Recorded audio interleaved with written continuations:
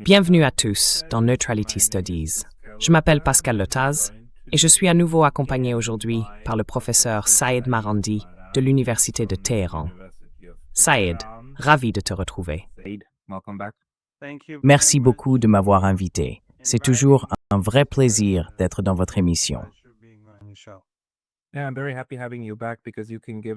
Je suis très heureux de te retrouver parce que tu peux bien sûr nous donner les dernières nouvelles d'Iran, de Téhéran. Nous parlons aujourd'hui, mercredi 29 avril. Nous en sommes à la 3e semaine du cessez-le-feu, ou peut-être déjà la 4e, après 7 semaines de guerre. Et pourtant, nous restons toujours dans une situation de conflit. La contre-blocus continue. Les Américains restent très belliqueux. Peux-tu nous dire un peu comment sont les choses en Iran en ce moment?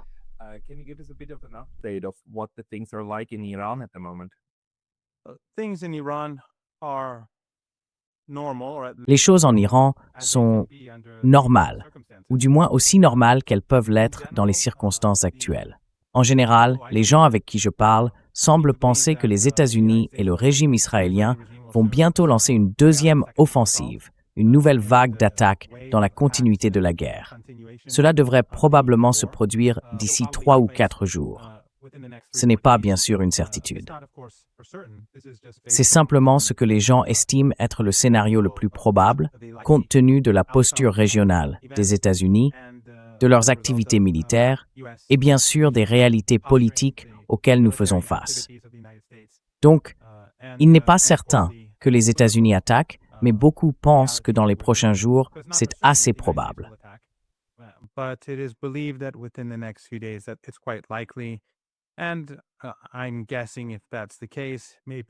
Et je suppose que si c'est le cas, ils le feront peut-être quand les marchés seront fermés. Parce que c'est quelque chose qu'ils aiment faire, tuer des gens, mais sans que leur marché ferme. Apparemment, les Américains ont amené beaucoup d'équipements pour des opérations terrestres, à la fois pour des actions qui pourraient avoir lieu sur le territoire iranien, près du golfe Persique, mais aussi pour des opérations qui pourraient se dérouler plus profondément à l'intérieur de l'Iran. Et bien sûr, la puissance aérienne et les missiles sont déjà en place. Les Iraniens, de leur côté, se préparent militairement et le gouvernement essaye aussi de préparer la société pour éviter qu'il y ait de grandes pénuries dans les jours à venir. Après tout, le blocus imposé par les Américains vise essentiellement les Iraniens ordinaires. Ce n'est pas vraiment dirigé contre l'armée. En fait, ce n'est pas dirigé contre l'armée du tout. C'est censé empêcher l'accès aux médicaments et à la nourriture. D'autres approvisionnements permettent aux Iraniens d'accéder au marché intérieur en Iran. Et l'objectif, c'est d'empêcher que le pétrole iranien soit vendu pour acheter beaucoup de ces produits, des denrées alimentaires, des biens et des fournitures médicales que les Iraniens utilisent tous les jours.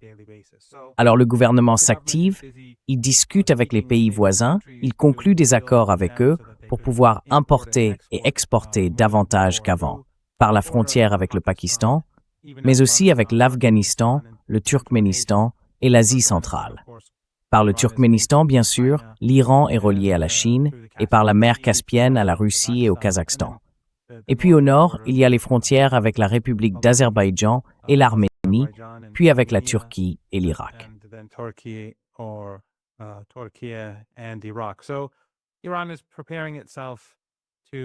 Donc, l'Iran se prépare à atténuer la douleur que les Américains veulent lui infliger. Pendant ce temps, à cause de la politique des États-Unis, le détroit d'Ormuz reste fermé et la crise économique mondiale s'aggrave de jour en jour. C'est assez stupéfiant de voir que Trump sacrifie l'économie mondiale pour Netanyahou, pour un régime israélien, un régime génocidaire, qui décide du sort de milliards de personnes. Même celles dont les gouvernements ont soutenu ce génocide, les Européens, les Canadiens, les Australiens, les Néo-Zélandais, tous souffrent aujourd'hui à cause de cette crise mondiale. Et tous ont soutenu l'extermination du peuple palestinien à Gaza.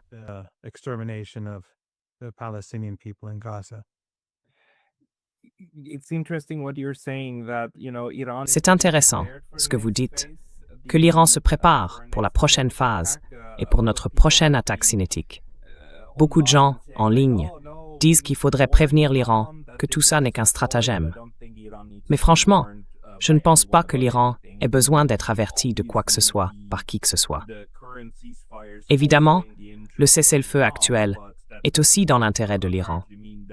Mais ça ne veut pas dire, apparemment, qu'il y ait la moindre complaisance de leur part, n'est-ce pas? La vraie question pour moi, c'est de savoir si les États-Unis ont encore la capacité de poursuivre la guerre.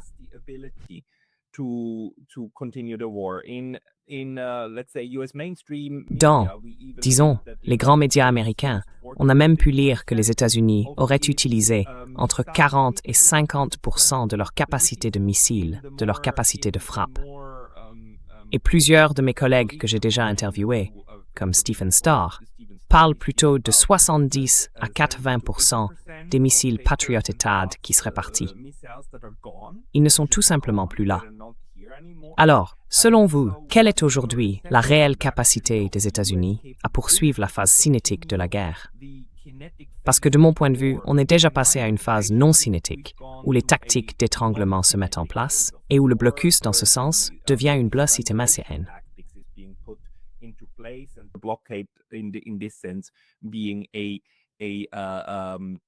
Vous savez, être une sorte de version de... Comment dire? C'était déjà en place avant, non? Les Nations Unies, des sanctions sous stéroïdes, c'est ça. Des super sanctions, des sanctions renforcées sur le plan militaire. Comment vous voyez ça?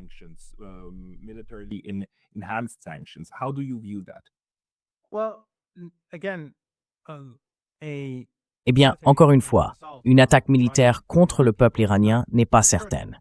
Ce n'est pas inévitable. On ne sait pas ce que les États-Unis vont faire. Mais le fait est qu'ils ont amené beaucoup d'équipements et de troupes dans la région et que tout cela coûte très cher. Et puis, le temps se réchauffe. Vous savez, la région du Golfe Persique, la péninsule arabique, deviennent très vite très chaudes et très humides. Et l'été est vraiment insupportable pour les gens ordinaires, surtout s'il n'y a pas d'électricité ou s'ils travaillent dehors pendant la journée.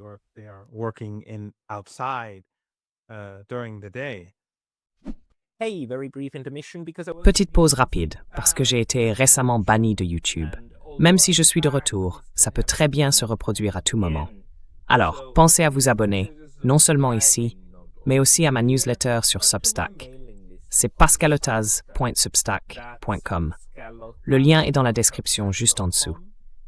Et maintenant, on reprend la vidéo.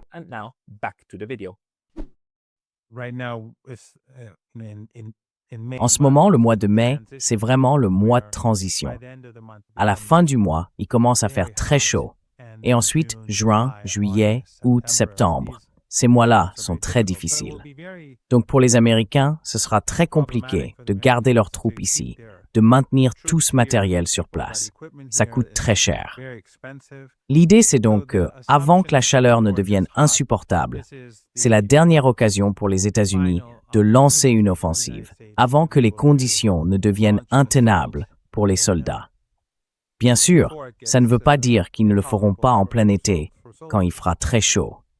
Mais ça ne veut pas non plus dire qu'ils vont forcément lancer cette attaque dans les prochains jours.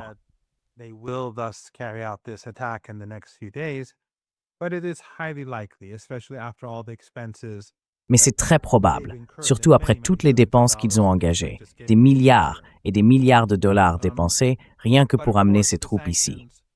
Mais bien sûr, les sanctions ou le blocus qu'ils ont imposé au pays iranien ont pour but de mettre les Iraniens à genoux. Cependant, à mon avis, leur erreur de calcul se joue à au moins deux niveaux. D'abord, ils ont mené l'assaut des États-Unis et du régime israélien avec l'aide des régimes du Golfe Persique, comme le Koweït, les Émirats, l'Arabie saoudite, Bahreïn et le Qatar. Ils ont attaqué la nation iranienne pendant presque 40 jours, 39 jours, pendant la guerre du Ramadan, et ils ont échoué.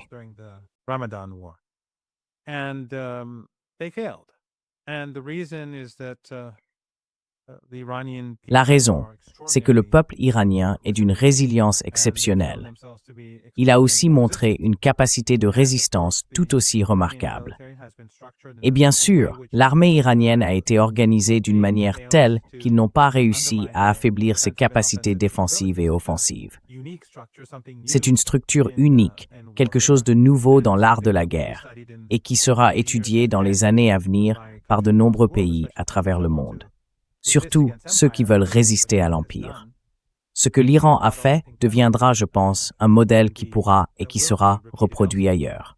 Donc, oui, ce que je disais, c'est que le siège aura le même résultat parce qu'ils ont échoué à mener une guerre ouverte contre le peuple iranien.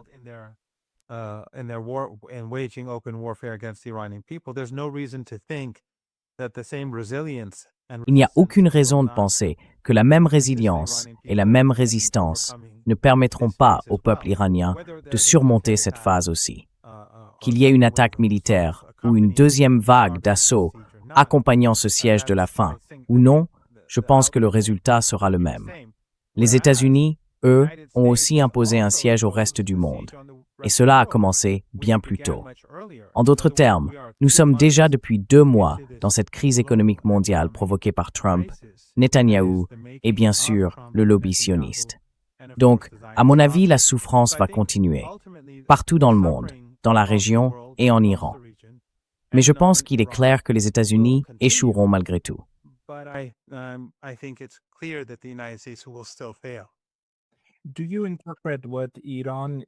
Est-ce que vous considérez ce que fait l'Iran dans le détroit d'Ormuz, comme la plupart des gens dans les médias, comme un blocus? Parce que pour moi, ça n'en a pas vraiment l'air, puisque les navires peuvent encore passer, non? C'est plutôt une affaire très sélective. Les amis peuvent traverser, et ceux qui sont alliés à l'ennemi, non. C'est assez simple, en fait. Et puis, il y a aussi la question du péage, du fait de faire payer ce passage. Comment vous voyez la suite? Des pays comme le Japon, où je me trouve en ce moment, vont devenir très inquiets à l'idée de ne plus recevoir de pétrole. Et le Japon n'a jamais eu de mauvaise relation avec l'Iran, du moins pas dans le passé. Est-ce qu'il y a une chance que si des pays comme le Japon s'adressent à l'Iran en disant « Écoutez, est-ce qu'on peut trouver un accord entre nous pour que nos cargaisons puissent passer ?» L'Iran cherche à conclure ce genre d'accord sélectif avec des tiers pour rouvrir le détroit de son côté.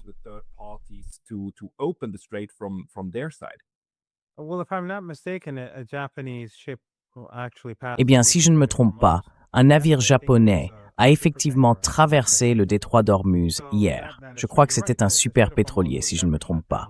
Donc oui, c'est vrai. Vous avez raison. Le détroit d'Ormuz n'a jamais été fermé par les Iraniens. L'Iran a seulement bloqué le commerce lié aux pays qui participaient à la guerre contre lui. Les pays que j'ai mentionnés tout à l'heure ont permis aux Américains d'utiliser leur territoire, leurs eaux et leur espace aérien pour mener la guerre contre l'Iran. L'Iran empêche donc leurs navires, ou ceux qui leur sont liés, de passer par le détroit d'Ormuz.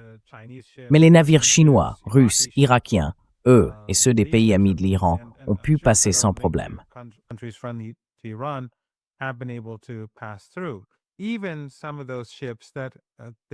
Même certains de ces navires, venant de pays dont les marchandises sont saisies, appartiennent à des pays qui ont participé à l'attaque contre l'Iran.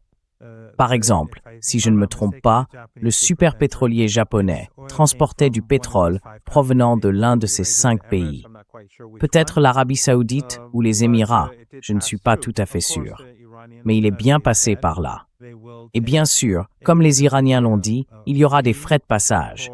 C'est parce que ces pays du Golfe Persique, qui ont pris part à l'assaut contre l'Iran, ont détruit la vie de dizaines de milliers de familles iraniennes et contribué à détruire des infrastructures essentielles. Alors, ils doivent payer des réparations.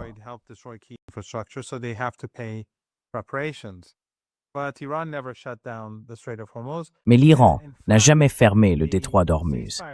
En réalité, l'accord de cessez-le-feu entre les États-Unis et l'Iran après 39 jours de guerre visait à permettre à davantage de navires venant de ces 5 dictatures familiales arabes riches de traverser le détroit d'Ormuz.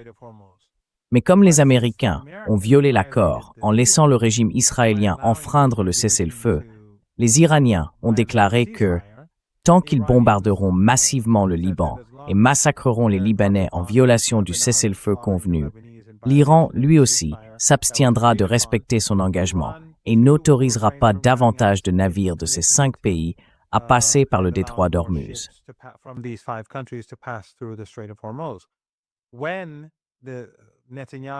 Quand Netanyahou a été forcé, au bout de 10 jours, d'accepter le cessez-le-feu, qu'il viole à nouveau aujourd'hui en tuant des gens chaque jour, comme à Gaza, les Iraniens, quand il l'a accepté au départ, ont dit « Nous allons laisser passer ces navires supplémentaires, ceux appartenant à ces régimes ». Mais ensuite, qu'a fait Trump? Il a dit « Eh bien, moi, je vais maintenir mon blocus sur les ports iraniens », ce qui est aussi une violation de l'accord de cessez-le-feu. Il a décidé de le garder en place. Alors, les Iraniens ont répondu « Si vous violez votre part du marché, nous ne respecterons pas non plus la nôtre. Vos alliés, vos supplétifs dans le Golfe Persique ne pourront ni importer ni exporter à cause du rôle qu'ils ont joué dans cette guerre tant que vous continuerez ces violations. »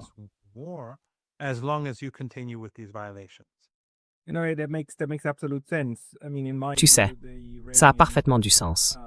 À mon avis, la stratégie iranienne repose sur 2 piliers, la défense en mosaïque sur le plan militaire et le principe du œil pour rétablir la dissuasion. S'il y a d'autres piliers que tu penses intéressants à mentionner, j'aimerais bien les entendre. Mais j'ai une question plus précise.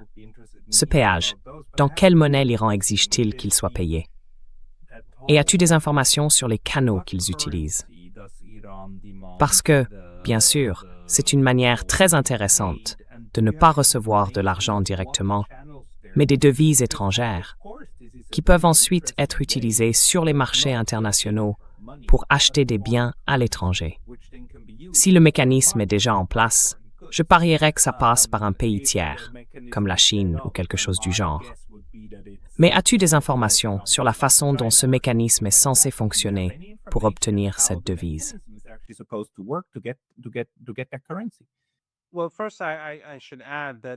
Eh bien, d'abord, je voudrais préciser que dans cette guerre, que l'Iran n'a évidemment pas commencé, si on écoute ou regarde les médias occidentaux, on pourrait croire que c'est l'Iran qui l'a déclenché, mais en réalité, l'Iran n'a jamais cherché à l'aggraver, à aucun moment.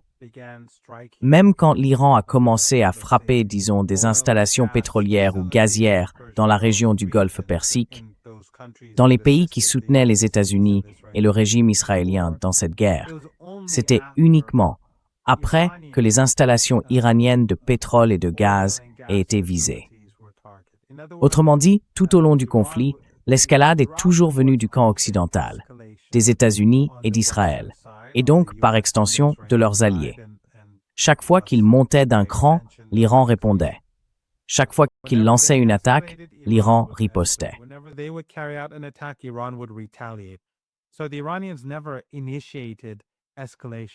Donc, les Iraniens n'ont jamais pris l'initiative d'une escalade, ni commencé à viser des infrastructures critiques ou quoi que ce soit de ce genre.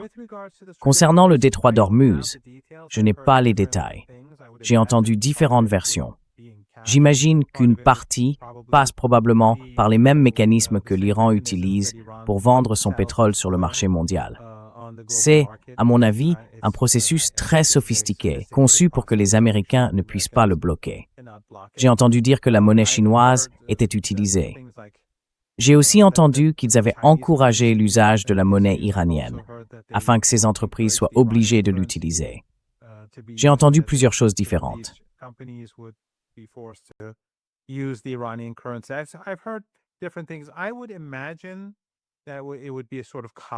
J'imagine que ce serait une sorte de combinaison de plusieurs devises. Probablement parce que l'Iran n'a pas besoin d'une seule monnaie, mais de plusieurs pour son commerce et ses affaires. Mais je pense que l'utilisation de la monnaie chinoise serait une priorité, puisque la Chine est le principal partenaire commercial de l'Iran, comme elle l'est d'ailleurs pour la plupart des pays dans le monde aujourd'hui. Cela dit, ils n'ont rien rendu public. Donc je ne peux pas en être certain. Je crois que beaucoup d'entreprises de transport maritime Enfin, au bout de quelques mois, on verra plus clairement comment tout cela fonctionne. Mais à mon avis, ils négocient avec différentes compagnies maritimes, avec différents interlocuteurs, et ils ont peut-être plusieurs façons de procéder à ces échanges selon les circonstances.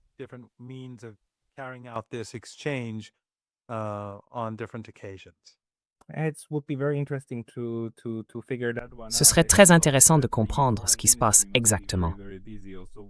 Je suppose que le ministère des Affaires étrangères doit être très occupé, notamment à travailler avec les ambassades des pays qui veulent passer par là. Parce qu'une option, c'est toujours des accords bilatéraux de compensation, publics ou non. Mais on ne le saura sans doute pas de sitôt. En revanche, on a vu hier que les Émirats arabes unis ont annoncé leur sortie de l'OPEP. Comment est-ce que vous interprétez ça? Est-ce que selon vous, ça a un lien direct ou indirect avec la guerre? Et pensez-vous que c'est plutôt un geste pour plaire aux États-Unis?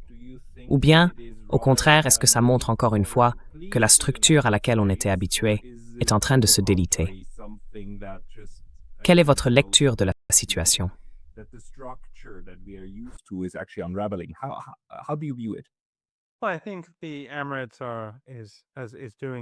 Je pense que les Émirats font ça pour se rapprocher des États-Unis et du régime israélien. Mais je crois que le régime émirati ne comprend pas vraiment à quel point les choses ont changé. On ne reviendra pas en arrière. Il n'y aura plus les Émirats qu'on connaissait il y a 2 mois et demi, 3 mois, 6 mois. Cette époque est révolue. La classe Epstein, la classe des milliardaires, tout cet argent sale qui passait par les Émirats, je ne pense pas qu'il y ira comme avant. Et c'est une bonne chose pour les peuples de la région comme pour les Émirats eux-mêmes. L'argent de la drogue venant d'Afghanistan, qui a été un fléau pour toute la région et au-delà, passait par les Émirats. Presque tout l'argent de la drogue, au fil des années, surtout pendant l'occupation américaine de l'Afghanistan, quand la production a explosé.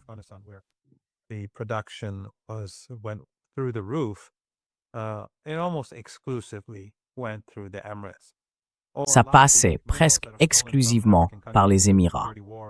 Ou alors une grande partie des minerais volés dans les pays africains à travers les guerres sales et le soutien à des milices dans différents pays.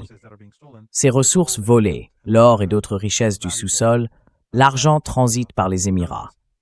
Et même l'or lui-même, ainsi qu'une grande partie des richesses africaines dérobées, passe physiquement par les Émirats. Cette époque-là, elle est terminée. Les Émirats, en tant que centre pour les élites et les riches, ça n'arrivera plus jamais. Et si la guerre continue, je pense que le régime lui-même ne survivra probablement pas, selon la manière dont les choses évolueront.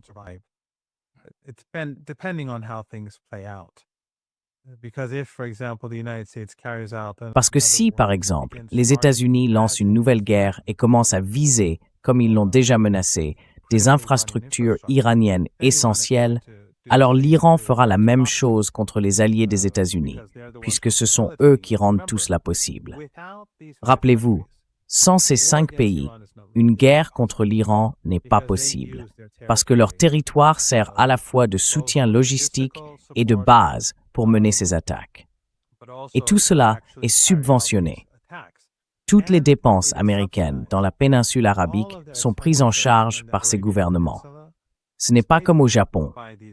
Enfin, je ne connais pas tous les détails, mais par exemple, dans le cas du Japon, je crois que les États-Unis ne paient pas pour ces bases. Mais le Japon, si je ne me trompe pas, ne paie pas non plus l'électricité, l'eau ou enfin, tout ce qui concerne ces bases.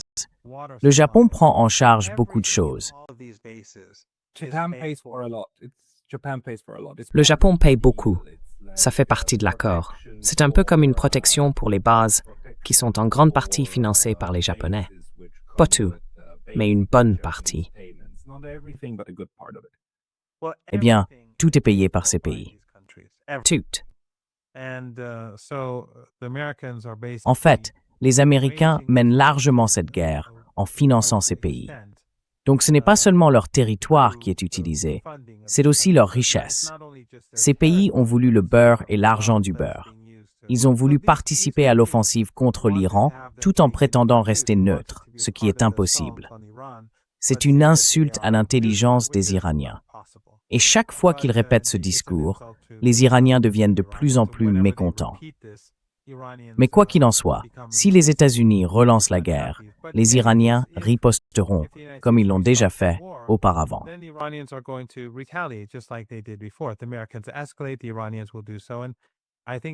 Si les Américains intensifient, les Iraniens feront de même. Et je pense que ce sera la fin de ces pays. Parce que si leurs infrastructures vitales sont détruites en été, la vie ne pourra pas continuer. Tout le monde devra partir. Et il y aura littéralement des millions de personnes qui fuiront, parce qu'il s'agit de 5 pays. Des millions de personnes quittant ces pays pour aller en Irak ou à Oman. Et là, je pense qu'une dépression économique mondiale, pas une récession, une dépression, est inévitable.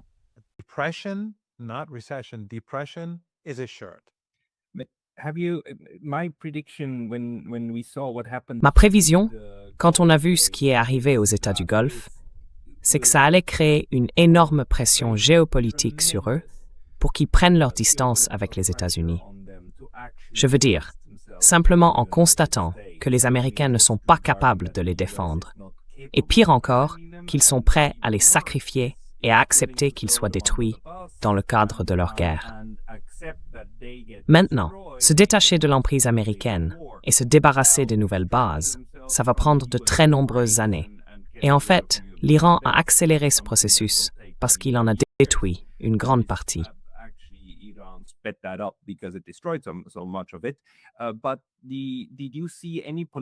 Mais est-ce que vous avez vu, ces dernières semaines, des signes politiques qui laisseraient penser qu'une remise en question est en train de se produire, au moins dans certains de ces États? Parce que, enfin, on a, comme vous l'avez souligné, Oman, n'est-ce pas? Qui a une stratégie très différente vis-à-vis de l'Iran et qui est beaucoup plus neutre, entre guillemets, que les autres. Et est-ce que ça ne commence pas, petit à petit, à se faire sentir dans ces monarchies du Golfe ou dans ces dictatures, comme vous le dites? Ou bien sont-elles tout simplement tellement liées structurellement aux États-Unis qu'il est impossible pour leurs dirigeants de vraiment s'en détacher?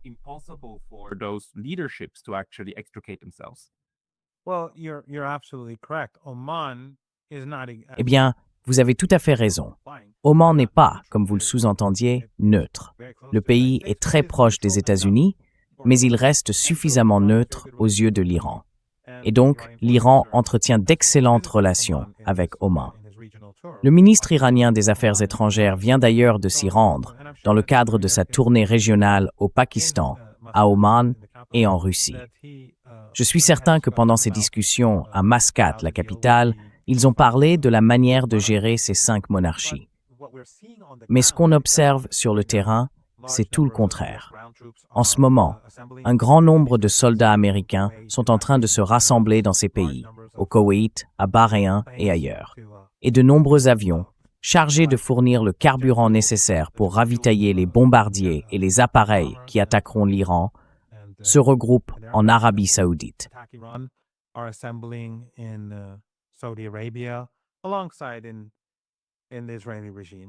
En parallèle, dans le régime israélien, en ce moment, ils font tout le contraire. Ils laissent les Américains se préparer à une nouvelle attaque contre l'Iran. Est-ce parce qu'ils ne sont que des intermédiaires ou parce que leurs dirigeants sont compromis? Difficile à dire. De la même façon, pourquoi Trump agit-il ainsi? Est-ce parce qu'il est compromis? À cause des dossiers Epstein? Parce qu'il a été acheté par le lobby sioniste et l'oligarchie? On ne sait pas. Il n'y a pas de réponse claire, rien de concret qui nous permette de juger. Mais ces gens-là sont très probablement tous compromis, d'une manière ou d'une autre.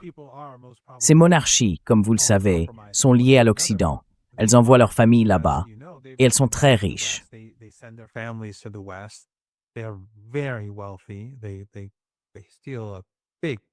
Ils s'approprient une grande partie de la richesse du pays pour eux-mêmes. Et ces élites, immensément riches, dont la fortune est souvent illégitime, on peut imaginer qu'elles ont beaucoup de choses à cacher. Donc j'ai vraiment du mal à croire qu'elles seraient prêtes à se détacher des États-Unis et à dire « Écoutez, nous ne... » Enfin, si elles disaient ça, si ces 5 pays, ensemble, disons dans 2 heures, annonçaient dans une déclaration commune qu'ils n'autorisent pas les États-Unis à utiliser leur espace aérien, leur territoire ou leurs eaux pour faire la guerre à l'Iran, et qu'ils restent totalement neutres, et que les États-Unis n'ont pas le droit de faire quoi que ce soit de tout ça, eh bien, la guerre serait terminée.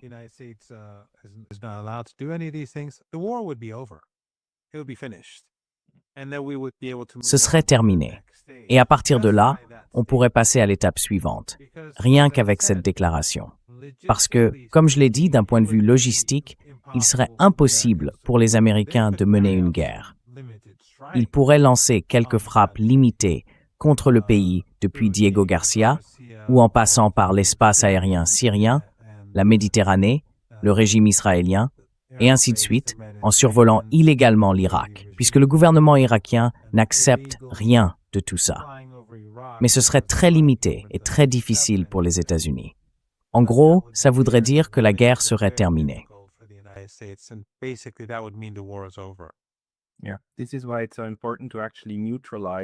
C'est pour ça qu'il est si important de neutraliser davantage de régions du globe, parce que ça rend la guerre plus difficile à mener, simplement à cause de l'accès au territoire. Mais vendredi dernier, j'ai participé à un séminaire très intéressant à Tokyo, organisé par des collègues d'une autre université, avec un chercheur iranien. Il interprétait la guerre en cours et son issue comme quelque chose qui pousserait vers une relation plus transactionnelle entre l'Iran et les États-Unis, mais aussi plus largement entre l'Iran et son voisinage. Je lui ai demandé s'il ne voyait pas aussi l'idéologie, la lutte anticoloniale et la lutte antisioniste comme des éléments importants. Il a écarté cette idée. Il m'a dit « Non, le temps des visions romantiques de la guerre est terminé. Aujourd'hui, tout tourne autour de ce qu'on peut obtenir, et à quel prix. Et vous, comment voyez-vous ça? Quelle est selon vous la part de la volonté de l'Iran, non seulement de se maintenir lui-même, mais aussi de garder vivant l'axe de la résistance et la résistance face à l'entreprise coloniale de l'Occident?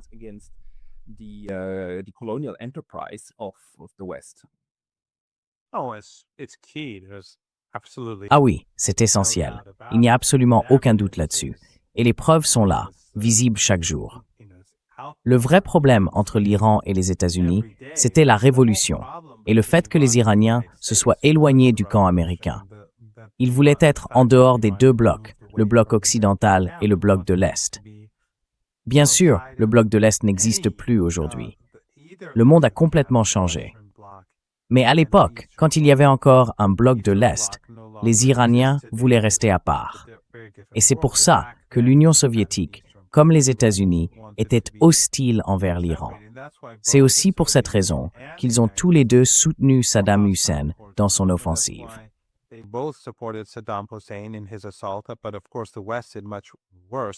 Mais bien sûr, l'Occident a fait bien pire. Ils ont donné à Saddam des armes chimiques qu'il a utilisées massivement contre les Iraniens. Moi, j'ai personnellement survécu à 2 attaques chimiques. Vous vous souvenez peut-être que j'ai déjà parlé d'un livre, Going to Tehran. Je pense que les gens devraient le lire. C'est un ouvrage écrit par 2 personnes qui ont travaillé à la Maison-Blanche, 2 universitaires très instruits. Et à mon avis, c'est un très bon livre.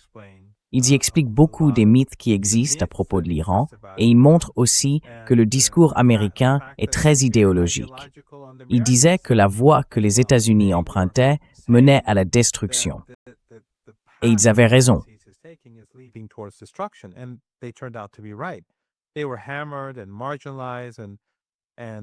Ils ont été attaqués, marginalisés, diabolisés par leurs anciens amis et collègues pour avoir écrit ce livre. Mais au final, ils avaient raison. Et les États-Unis, au lieu de les écouter, ont écouté les sionistes. Voilà pourquoi on en est là aujourd'hui. Mais la question de la Palestine, celle de Cuba, celle de l'apartheid en Afrique du Sud, toutes ces causes ont toujours été essentielles pour les Iraniens. Ils ont ce processus de décolonisation, cette mentalité anticoloniale très forte en Iran. Pour l'Iran, l'hégémonie américaine sur notre région et sur le reste du monde n'a apporté que l'obscurité. Et l'Iran résiste.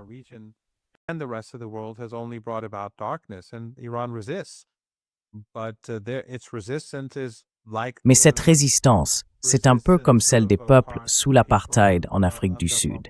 Elle est légitime et elle n'est pas agressive. C'est simplement une réponse à l'agression. Tout comme la guerre dont on parlait tout à l'heure. Cette guerre n'a pas été déclenchée par l'Iran. Les États-Unis contrôlaient de fait l'Iran depuis 1953, et avant eux, c'étaient les Britanniques. Puis il y a eu une révolution, mais les Américains n'ont jamais voulu lâcher prise. Ils ont soutenu Saddam, ils lui ont fourni des armes chimiques. Ensuite, ils ont imposé des sanctions de pression maximale. Et depuis des décennies, ils soutiennent des groupes terroristes dans le pays pour y mener des actions armées.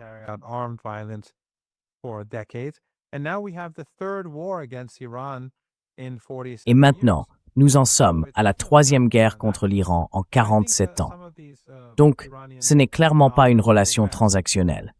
Mais je pense que certains de ces chercheurs iraniens installés en Occident ou formés dans un cadre de pensée occidentale, parmi les élites occidentales, et disons, dans le cadre des récits occidentaux, je pense qu'ils finissent par adopter ou par croire à certaines de ces idées reçues de l'Occident sur l'Iran. L'Iran n'a jamais été agressif envers les États-Unis. Pourtant, malgré cela, les Iraniens ont toujours été sur la défensive. Et soutenir le peuple palestinien, ce n'est pas une attitude agressive.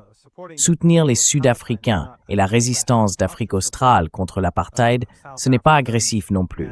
C'est une position défensive. De même, soutenir le peuple cubain ou d'autres peuples soumis à un blocus qui les affame, ce n'est pas de l'agressivité.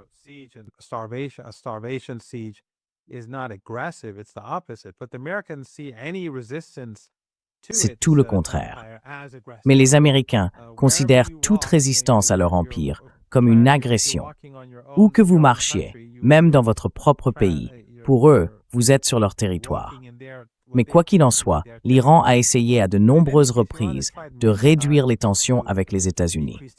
Et après la guerre, enfin, même pendant la guerre, les Américains ont approché l'Iran alors qu'ils soutenaient massivement Saddam Hussein. Ils ont conclu quelques accords qui ont fini par devenir l'affaire Iran-Contra, où l'Iran a acheté des armes aux États-Unis pour voir ce qui se passerait, des missiles solaires.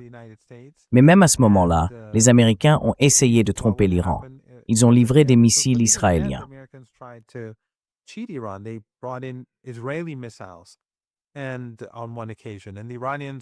Et une fois, les Iraniens ont renvoyé les missiles en disant « Pourquoi vous nous envoyez ça ?» Parce qu'ils avaient vu des inscriptions en hébreu dessus. Alors ils les ont renvoyés. Donc même à ce moment-là, le comportement américain paraissait suspect. Et finalement, toute l'affaire est tombée à l'eau.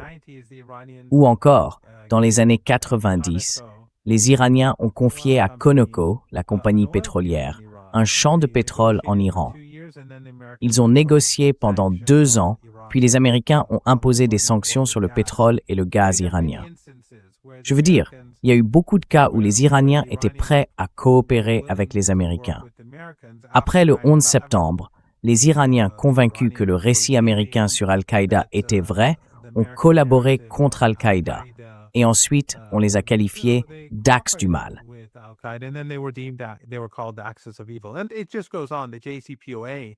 Et ça continue encore. Le JCPOA, l'accord nucléaire de 2015, les Iraniens l'ont signé, les Iraniens l'ont appliqué, mais Obama, lui, ne l'a pas fait. Et bien sûr, Trump a déchiré l'accord. Donc je peux vous donner de nombreux exemples où les Iraniens ont essayé de faire preuve de bonne volonté. Mais chaque fois que l'Iran montre de la bonne volonté envers les États-Unis, la réaction américaine, c'est de dire que c'est un signe de faiblesse. Les États-Unis, oui, c'est là le vrai problème avec eux. Contrairement à d'autres pays, où si vous me montrez de la bonne volonté, je vous en montre aussi, c'est un signe d'amitié. Et les choses deviennent plus simples. Avec les États-Unis, c'est différent de tout le monde. Si vous leur montrez de la bonne volonté, ils disent « ils sont faibles ». Alors, serrons encore plus la vis.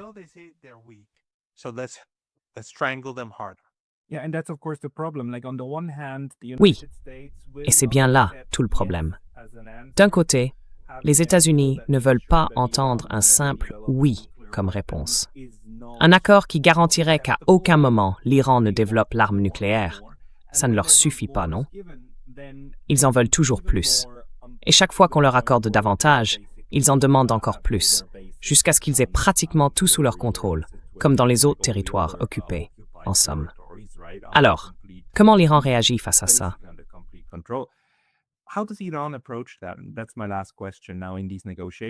C'est ma dernière question sur ces négociations. Parce que ce qu'on a vu à Islamabad, c'est que l'Iran est prêt à faire des propositions et à adopter une attitude constructive envers les États-Unis pour essayer de les amener à conclure un accord de paix définitif. Les objectifs ont déjà été présentés. On en a parlé tout à l'heure. 10 points, dont la sécurité, la résolution des conflits et d'autres encore. Alors, quelle est la stratégie pour s'assurer que si les États-Unis vont jusqu'à faire des promesses, ils les tiendront vraiment?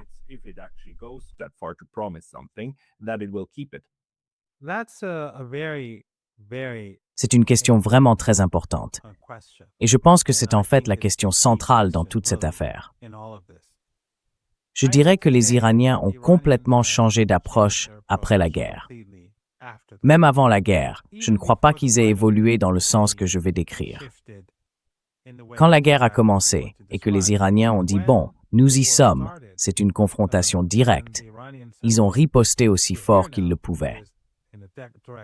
Ils ont mené la guerre. Et ils se sont dit « nous ne voulons pas d'une guerre courte, nous voulons une guerre longue ». Même s'ils ne voulaient pas la guerre, même s'ils savaient que c'était destructeur, les Iraniens voulaient qu'elle dure, parce qu'ils voulaient s'assurer que les États-Unis regrettent d'avoir attaqué l'Iran, pour que cela ne se reproduise jamais. Et puis au bout d'un moment, les Américains ont exigé, Trump a dit, en gros, capitulation totale et reddition sans condition. Mais ça ne s'est pas produit.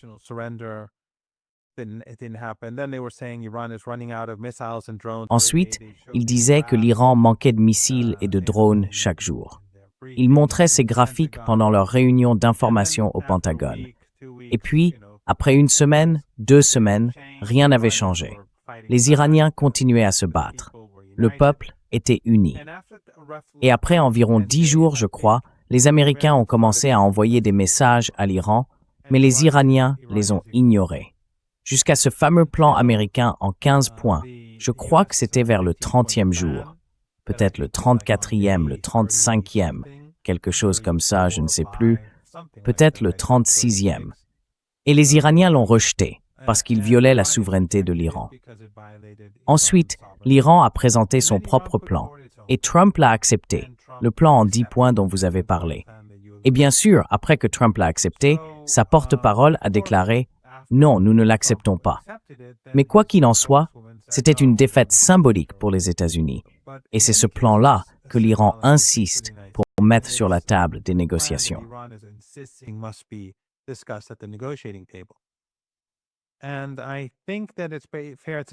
Et je pense qu'on peut dire, sans exagérer, qu'à partir de maintenant, dans toute négociation avec les États-Unis, les Iraniens ne vont plus exécuter leurs engagements en attendant que les Américains fassent de même, comme on l'a fait avec le JCPOA, où tout de suite après la signature, nous avons respecté toutes nos obligations, alors que les Américains, eux, ne l'ont pas fait. Obama, en réalité, a trompé l'Iran.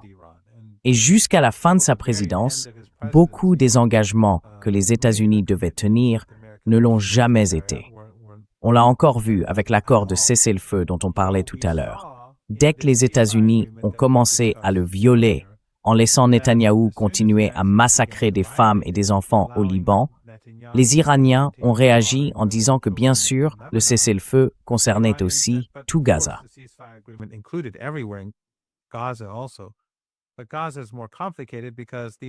Mais Gaza, c'est plus compliqué, parce que ces régimes de la région, tu vois, la Turquie, la Jordanie, l'Égypte, les monarchies du Golfe Persique et d'autres, ont accepté le faux cessez-le-feu de Trump.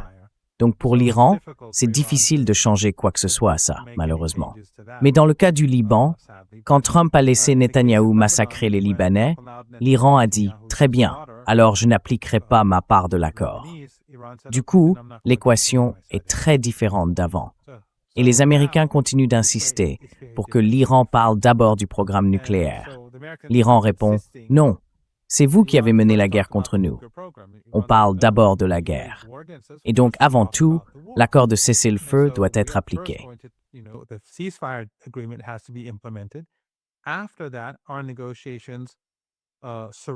Après ça, nos négociations tourneront autour de notre plan en 10 points et ensuite, on pourra parler du programme nucléaire.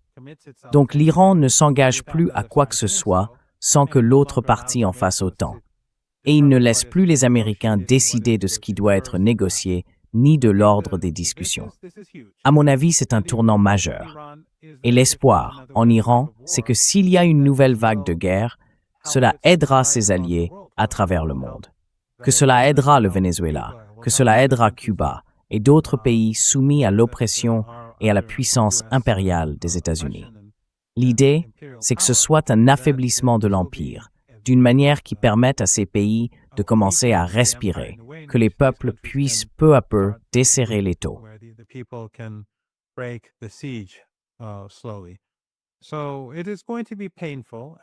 Donc oui, ça va être douloureux. Et pour être tout à fait franc, je ne sais pas quel sera mon propre sort. Mais c'est quelque chose par quoi nous devons passer. Si les États-Unis lancent une nouvelle vague d'attaques, nous résisterons. Et le peuple iranien, j'en suis certain, fera preuve de résilience. Les Américains, les Israéliens feront tout ce qu'ils peuvent. Ce sera, je pense, leur dernier coup de dé. Ils tenteront sans doute toutes sortes de choses.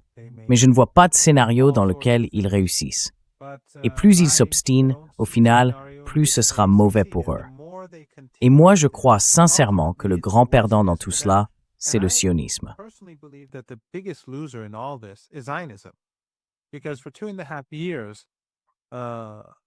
Parce que depuis 2 ans et demi, ils commettent un génocide à Gaza, et maintenant, de plus en plus au Liban aussi.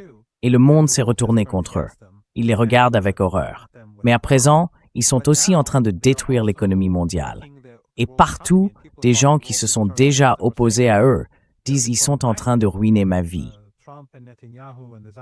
Trump, Netanyahou et les sionistes détruisent la capacité de ma famille à subvenir à ses besoins à cause de leur guerre égoïste. Alors, l'opinion va encore plus se retourner contre l'Empire, contre le sionisme, contre cette idéologie. Et à long terme, je pense que cela rendra tout simplement la survie de l'idéologie sioniste impossible.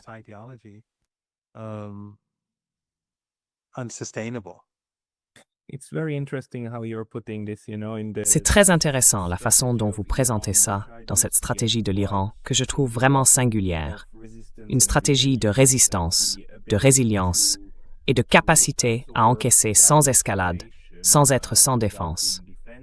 Mais en même temps maintenant, ils exigent que l'autre camp applique d'abord les engagements tout en évitant de donner un prétexte à de nouvelles attaques. C'est une stratégie vraiment très sophistiquée et on en reparlera certainement plus en détail tout à l'heure. Pour les gens qui veulent vous entendre davantage, enfin, heureusement, vous participez déjà à beaucoup d'émissions, mais est-ce qu'il y a un endroit en particulier où ils peuvent aller lire vos analyses?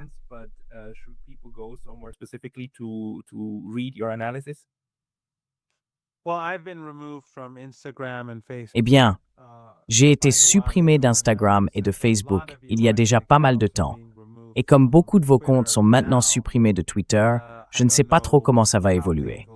Pour l'instant, j'ai encore un compte Twitter et on peut y voir mes précédentes interviews dans votre émission. Je conseille aux gens de lire Going to Tehran et d'en parler autour d'eux pour que d'autres le lisent aussi. C'est, je pense, un livre très utile. Il y a aussi, ce n'est pas le mien, un autre livre écrit par Alastair Crooke.